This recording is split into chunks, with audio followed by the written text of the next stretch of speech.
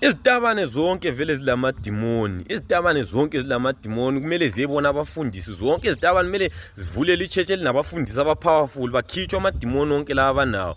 Ngoba kula muntu normal straight ongafuna ukudliwa yena. Afuna ukudliwa ngemuva straight wena ungafuna ukuhlohla into eqinileyo egwanyileyo ufuna ukuyihlohla emuva. Ayikho into efana naleyo lidimoni nje umele ethola abafundisi abapowerful balikhiye. Ngoba vele akwenzeki ukuthi kuthiwe indoda iyavukelwa ngemuva. Uvukelwa njani ngemuva? uNkulunkulu wadala ukuthi wena uvukelwa ngaphambili, emuva kuphuma amasimba. Wena usucabanga ukuthi uye kudla enye indoda ngemuva. Abafazi uthi badliwe ngobani masusidla amanye amadoda wena? Wena uthi abafazi badliwe ngobani masudliwa ngamanye amadoda wena? Uthatha umsebenzi wabafazi wenzo wakho. Awuboni ngani ukuthi amadimoni la kumele ukuthi wena uyebona abafundisi bakuthandazele bakukhiphe lawo madimoni la.